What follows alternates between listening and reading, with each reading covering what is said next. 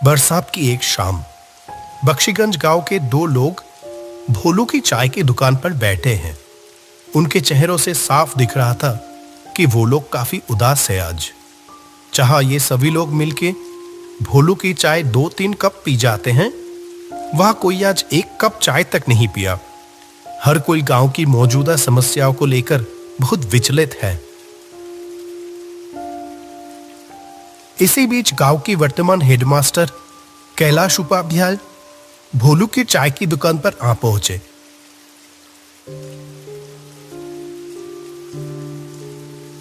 अरे रामलाल, माधव, तुम लोग यहाँ इतना उदास होके क्यों बैठे हुए हो? मुझे इस गांव में आए हुए इतने दिन हो गए, मैंने तो कभी तुम लोगों को इतना परेशान नहीं देखा। हमेशा हंसते मुस्कुराते हुए ही देखा है, लेकिन आज अचानक क्या हुआ? आइए मास्टर जी, बैठिए। आपकी चाय तैयार है मास्टर जी। मुझे पता था आप थोड़ी देर में यहां आ जाओगे। हाँ हाँ बोलू, आज अपनी वो अदरक वाली चाय पिलाना मुझे, ठीक है? बहुत देर से सर दर्द कर रहा है। और हाँ, तुम लोग बताए नहीं कि हुआ क्या है, इतने उदास क्यों हो? असल में क्या है ना मास्टर जी, हम सभी लोगों का आज मन बहुत उदास है। क्यों? क्या हुआ? इतने खूबसूरत गांव के लोगों के साथ घुलने मिलने से किसी का भी मन बेहतर हो जाएगा, लेकिन उन्हीं लोगों को आज अचानक क्या हुआ? आप तो जानते ही हो मास्टर जी कि हमारे गांव में कोई अस्पताल नहीं था। कोई भी बीमार होता था तो उसको 2 गांव पार 10 मील दूर जाना पड़ता था। अस्पताल पहुंचने से पहले ही तो कितनों की मौत हो गई। इसीलिए हम सभी मिलके अपने पैसे बचा के इस गांव में एक अस्पताल बनवाया। लेकिन क्या? हमारी सारी बचत खत्म हो गई। अस्पताल तो तैयार है, पर बिस्तर तो खरीदना बाकी रह गए। हमारे पास तो और पैसे नहीं बचे। अब क्या होगा? ओह, ऐसी बात है।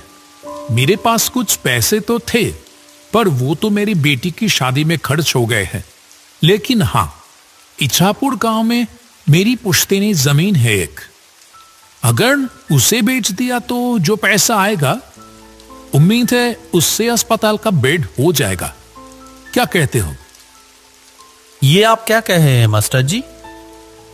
आप अपनी पुश्तैनी जमीन बेच देंगे? मेरे तो बस ये 1 साल की नौकरी बची है। मैंने तो मन बना लिया, जो प्यार यहां मिल रहा है, मैं तो बाकी की जिंदगी यही गुजारूंगा तुम लोगों के साथ। क्यों, नहीं रखोगे क्या? वैसे भी ये तो बड़ा ही पुण्य का काम है। भगवान ऐसे अवसर बार बार नहीं देते। रामलाल, माधव और भोलू की आंखों में जैसे आंसू आ गया हो। तीनों ने हाथ जोड़कर कैलाश मास्टर का शुक्रिया अदा किया। अरे अरे, ये क्या कर रहे हो?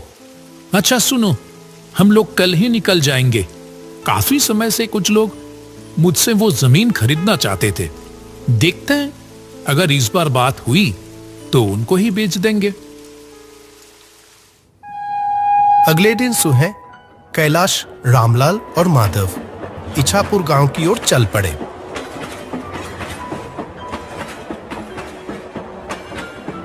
जब वह ट्रेन में थे, बाहर बहुत जोर से बारिश हो रही थी। आसमान काले बादलों से ढका हुआ था और हवा भी बहुत तेज चल रही थी। ये बारिश तो रुकने की नाम ही नहीं ले रही है। मैं भी तो वही सोच रहा हूं, इतनी बारिश में जाएंगे कैसे? वहां एक नदी भी तो पार करनी होगी। आपका गांव क्या स्टेशन से बहुत दूर है? स्टेशन में उतर के पहले हम लोगों को नदी के किनारे पहुंचना होगा, फिर वहां से नाव लेके नदी पार करके जाना होगा मेरा गांव। ऐसे ही बात करते करते समय बीतता चला गया। आखिरकार जब तीनों स्टेशन पर पहुंचे, वो शाम हो चुकी थी। सुनसान स्टेशन पर बस वो तीनों आके ही उतरे। अभी तो बारिश थोड़ी रुकी है, चलो देखते हैं जल्दी से नाव घाट पर पहुंच पाते या नहीं। वो तीनों स्टेशन से बाहर आ गए। आसपास कोई भी नजर नहीं आ रहा था। बारिश के कारण रात का अंधेरा अन्य दिनों के मुकाबले कुछ ज्यादा ही था। घने काले अंधेरे ने चारों ओर जैसे एक जादुई माहौल बना दिया था। वह स्टेशन के पास एक बरगद के पेड़ के नीचे आके रुके। यहीं पर रिक्शा मिलता था। आज तो एक भी रिक्शा नहीं दिखाई दे रहा। इतनी बारिश की मौसम में क्या ही मिलेगा। किसी ने तो उम्मीद भी नहीं की होगी कि इतनी बरसात की रात में भी कोई आखिरी ट्रेन से यहां आ भी सकता है। अब क्या किया जाए? चलो पैदल ही चलते हैं। मुझे तो कोई और रास्ता दिखाई ही नहीं दे रहा। मौसम भी तो कुछ ठीक नहीं लग रहा है। अगर फिर से बारिश आ गई तो? वो तीनों अंधेरे में ही आगे बढ़ने लगे। कुछ देर चलने के बाद दूर से एक वैन आने की आवाज आई। लगता है कोई वैन रिक्शा आ रहा है इधर ही। रुको रुको। कुछ ही देर में दूर से कच्चे रास्तों में एक वैन आती हुई दिखाई दी। कैलाश ने उस चालक को देखते ही पहचान गया। कहा, अरे रतन भैया, आपसे मिले हुए कितने महीने हो गए। वो आदमी कैलाश को थोड़ी देर देखा, फिर कहा, अरे कैलाश, कैसे हो? अपने घर जा रहे हो क्या? जी रतन भैया, मैं तो ठीक हूं। ये दोनों हैं रामलाल और माधव। मैं जिस गांव में अभी मास्टर हूं, ये दोनों उस गांव से ही है। हम सब तो अभी मेरे घर जा रहे थे। रतन भैया, आप हमें नदी के किनारे ले चलोगे क्या? तो आज रात की आखिरी नाव मिल जाती। रतन ने कहा, इस बरसात की रात में नाव मिलेगी? अच्छा चलो देखते हैं, बैठो। चलो रामलाल, चलो उठो। ये आखिरी मौका है। अगर ये निकल गया तो सारी रात यहीं रुक के बारिश में भीगना पड़ेगा। चलो चलो। सभी लोग वैन पे जाके बैठ गए। अंधेरे में ही वैन आगे बढ़ने लगी।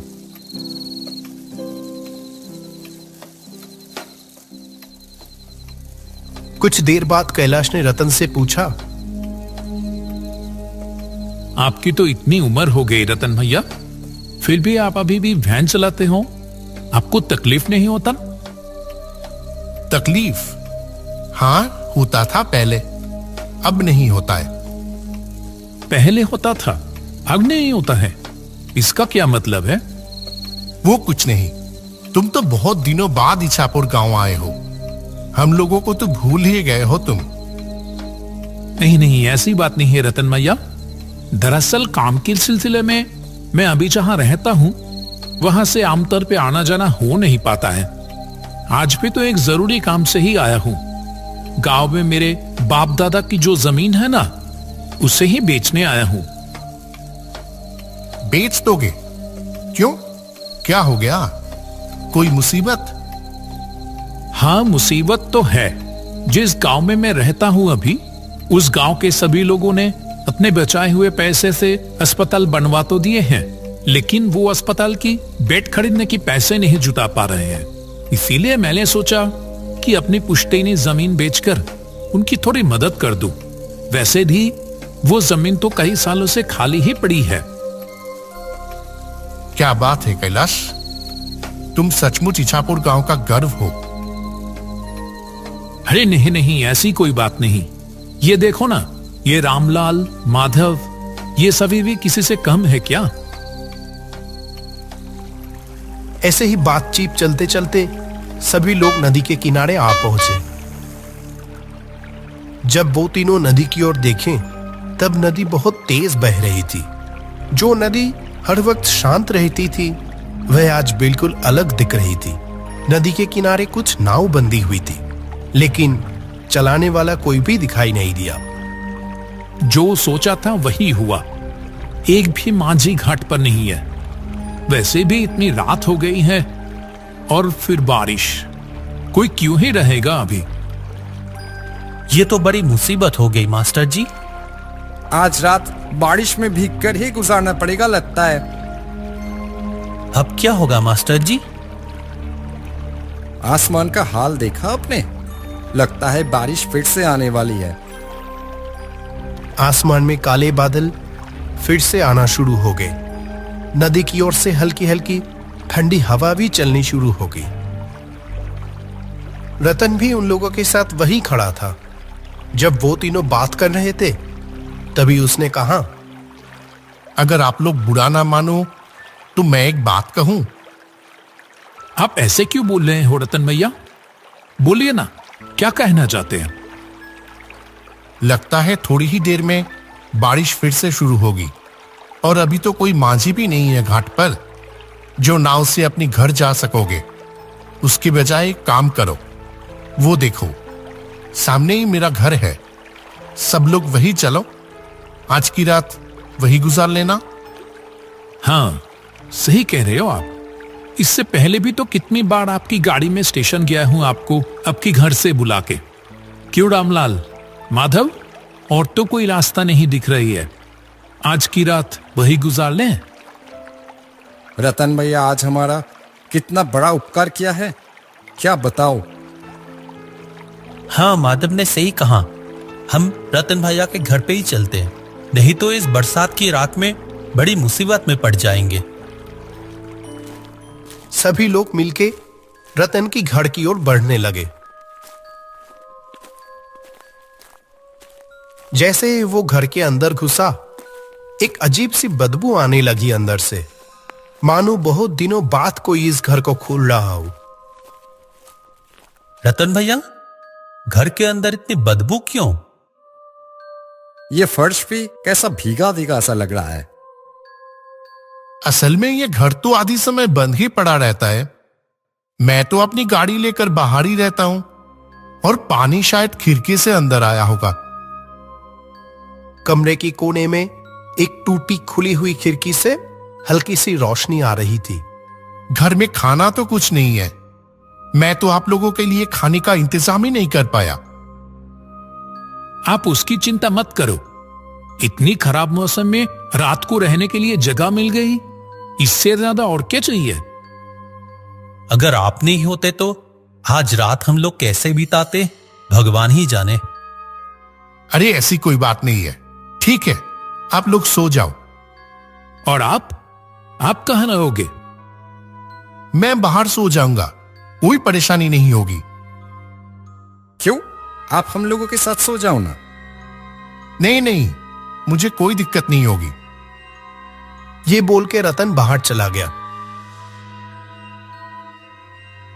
और वो तीनों जमीन पर चटाई बिछाकर लेट गए। तब गहरी रात, अचानक कैलाश की नींद खुल गई। एक अजीब सी आवाज आ रही थी, जैसे कि कोई घर से थोड़ी दूर जमीन खोद रहा हो। कैलाश शुरू में तो नजरअंदाज करता रहा, लेकिन आवाज और तेज होने लगी। जो वो काम कर रहा था, जैसे कि वो किसी की परवाह किए बगैर ही किया जा रहा था। ये आवाज कहां से आ रही है? चोर आ गया क्या? कैलाश तेजी से उठा और खिड़की के पास आकर बाहर देखने लगा। रतन भैया घर से थोड़ी दूर पेड़ के नीचे खुदाई कर रहा है।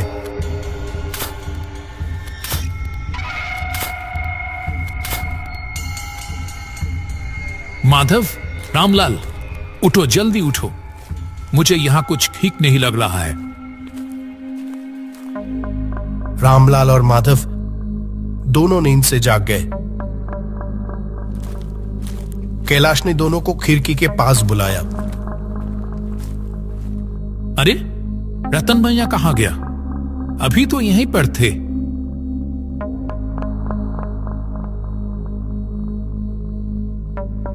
आपने ठीक देखा था मास्टर जी? हाँ हाँ बिल्कुल। चलो तो बाहर। वे तीनों घर के पीछे वाले पेड़ की ओर चल दिए।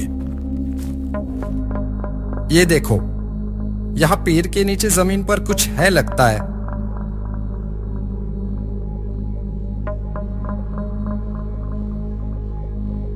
मैंने रतन भैया को यही देखा था।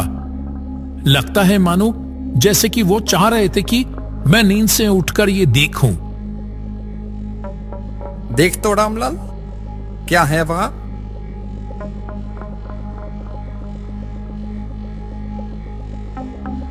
मिट्टी को हाथ से थोड़ा हिलाने पर रामलाल को पैसों से भरी हुई एक कलश दिखाई दी।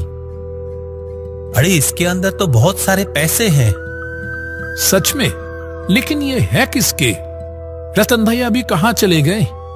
ठीक है, वो दूसरों की पैसे है, उसकी हमें जरूरत नहीं। वो जैसे था उसको वैसे ही रख दो अच्छे से और चले आओ वहां से। ठीक उसी वक्त वो पेड़ जैसे हिल उठे। तीनों ने ऊपर देखा तो वहां लंबे पैरों वाला एक भयानक चेहरा बैठा हुआ था।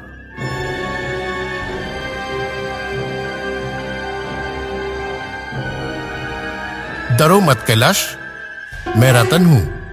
मैं यही देखना चाहता था कि क्या तुम समय के साथ लालची तो नहीं हो गए हो। तुम सच में गांव का गर्व हो कैलाश। तुम चाहते तो ये पैसे आसानी से ले सकते थे, और मैं अकेला बूढ़ा आदमी तुम तीनों के सामने तो टिक भी नहीं पाता। जहां तुम्हें पैसों की इतनी जरूरत है और यहां इतने सारे पैसे हैं। लेकिन आप? मैं 1 साल पहले ही मर चुका हूं। एक दिन मैं अपनी वैन लेके लाइन के उस पर जा रहा था।